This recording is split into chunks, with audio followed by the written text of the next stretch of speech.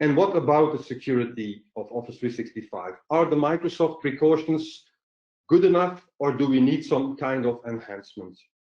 Our valuable pre-sales colleague Frederick will convince you with this last session on Barracuda Total Email Protection, or TEP, to convince you that as a trusted advisor, you should point out to your customers to take extra measures. Frederick, the floor is yours again. Thank you. Thank you. And now I already shared my screen, so I'm happy that you can see something. Most of you, I don't know most of you, but a lot of you guys already saw me giving a presentation about total email protection or essentials or whatever. So I'm going to try to bring you the same story, not exactly the same, but in a completely different way, not to get bored too much. So Office 365, we already talked a lot about it. It seems as Office 365 is everywhere, and we are trying to protect access to Office 365, do single sign-on, generate licenses automatically. That's all fine. But once everything is running, emails come in, and emails can harm your company. Well, hopefully not too many of them, but they can harm your company. And we have a lot of layers that we can build around this Office 365 to shield, to protect this environment against those malicious emails. Well, you could wonder, does Office 365 don't protect you? Well, partially they do, of course. But what here we will do is we will start outside Office 365. We will build a layer outside Office 365 so that the emails can't even come in to Office 365. And if they do, we will take them away. Let's take a look. So maybe you saw this slide before. What is about this? Just to say, we see a lot of big companies being attacked. They come in the news, but apparently 51% of the attacks is to small and medium companies, not to the large enterprises. And they don't always want to have money. Sometimes they want to harm you, maybe, or whatever, but not always financially motivated. Now, these are some logos we know that were in the news. I think you all saw them. And the story I want to bring, and that maybe you can take along to your customers if you are a partner, is say, well, if you see those logos, your logo could be in this slide too. It's just one click away.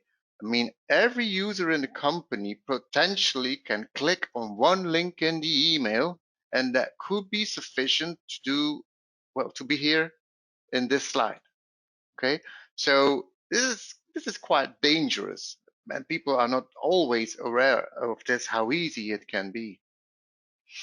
And if you think that those companies aren't smart enough, maybe, or not technically enough, we even have IT or some kind of IT companies being attacked by ransomware, as you see one here. So even you as a partner are potentially attackable, to say that way, by a ransomware. So please be careful. First layer that we will use is the most external layer. That's the first stop where the email will stop and be checked, is what we call essential security. This is an MX protection. It will check, does your email have spam, viruses? It will do some sandboxing. You know, the traditional way of checking, does this email contain a link, even link protection too, yes, or an attachment that could harm your environment. But that's just the first layer of protection. This is a layer that we know since, I don't know, quite a long time. The second layer is more intelligent because the first layer was easy. I mean, you look for some words, you strip them, you do some sandboxing. But unfortunately, the hackers are becoming more and more intelligent. The attacks are more and more intelligent. Where we used to have emails in English and maybe in bad Dutch or bad French, we now have emails in perfectly fluently French or Dutch or whatever language you speak. And that's not a way of detecting the email anymore. They hide links. You can't see the real link after it, and even if it's a real link, it's hard to detect as user if it's harmful or not. And what about an account takeover? What if someone knows a password from someone in that company? Well, we can detect that kind of attacks too. We can see in the way someone, I was going to say speaks, but it's writing an email, and the way if someone writes an email, the language, we can see that it's different. It's not the normal way for that person to communicate to another person, for example. And this is using artificial intelligence to detect that kind of emails. I'm calling this a second layer because it will do that inside Office 365 and not when the email is in the move, because if the email is in the move, we can't detect internal attacks like the result of an account takeover. Then the third layer, we call, or which I call the third layer. That's my theory here. It's called forensics. It's the name of the product. So suppose we didn't detect it in the first layer. We couldn't see any strange things with the artificial intelligence, but somehow the user gets it in and thinks, that's a strange mail, and asks at support, hey support, I got a mail here. Can I click on that link?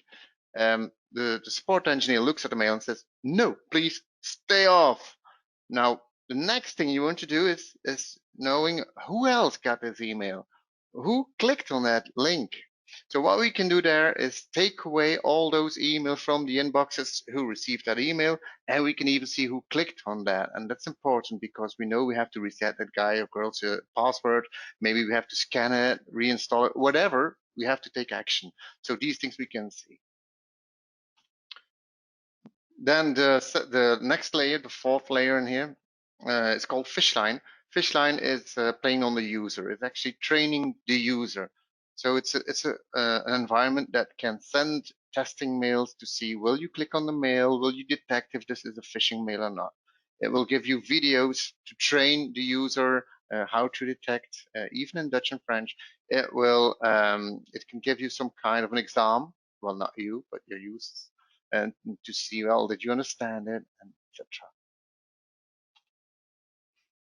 And then, if I may call this, the fifth layer is backup and restore. So if you get compromised and all your emails, sorry, not especially, most of the time our files are encrypted, yeah, you got a problem. Then here you could use backup and restore, even inside Office 365, to restore all the files that were encrypted.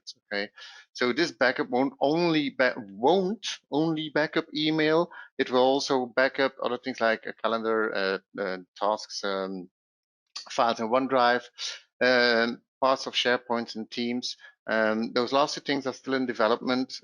If you doubt of what's in there, if you need that, you should ask at that moment, because the development goes that fast that if I would say to you something today, next month it's old. So if you want something specially, just ask him. And about backup, you probably already know this, but if you don't know it, Microsoft itself recommends you to take backup of the data that is inside Office 365. So you should use third-party tools to backup that data. You can't restore. You can't go to Microsoft and say, well, can you restore me the file from blah blah blah, or that part of blah blah blah.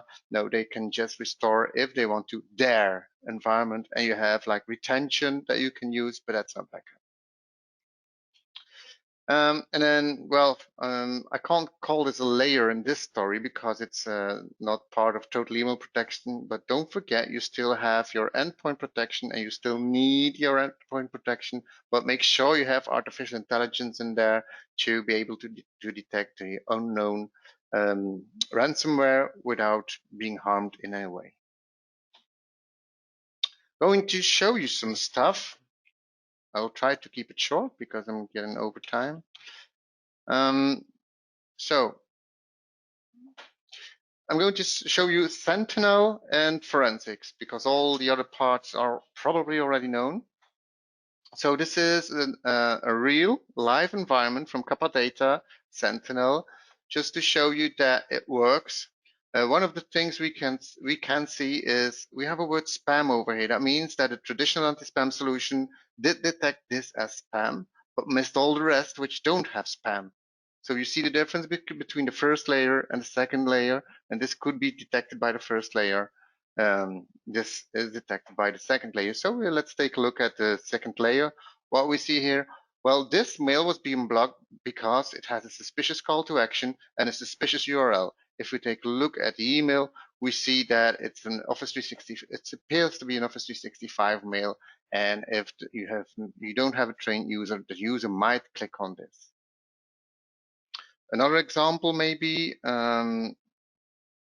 this email was blocked because the language it uses. So it looks at how does the email speak to the reader. If you take a look at the mail, it doesn't seem too strange. Who's sending it? Well, this could be correct, but still it sees the language is not good. That's why he blocked it. So we have a lot of possibilities, a lot of examples here, real examples, real life examples. I'm not going to go into much more detail. Account takeover. So if someone logs in as your user and sends an email to a colleague, for example, this will be an incident. So if this would have something here, I think we would have a problem. I know it works because we already had customers saying that it works, unfortunately, but it helped them to block it. And this part is because Ribbon, if I was not mistaken, worked via the VPN in another country and then probably stopped the VPN and continued to work. So it came from 2 different IP addresses in a major distance. And so it was a strange login.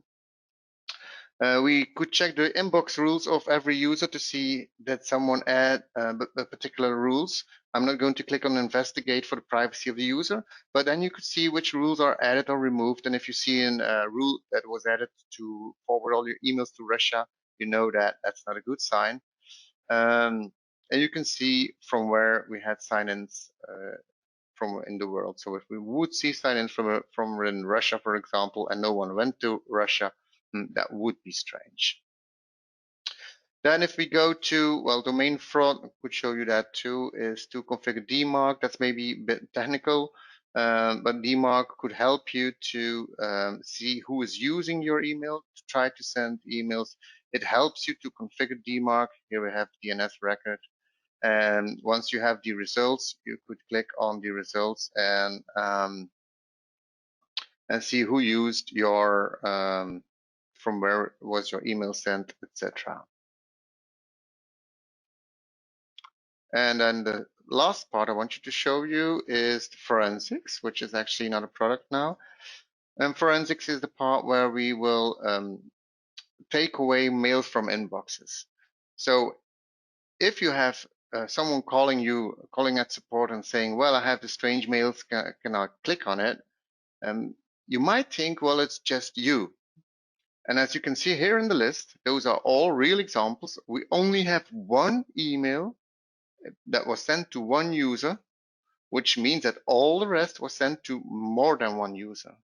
So it is really important to see that you need this to know who else received this email so that we could prevent those people to click on the email.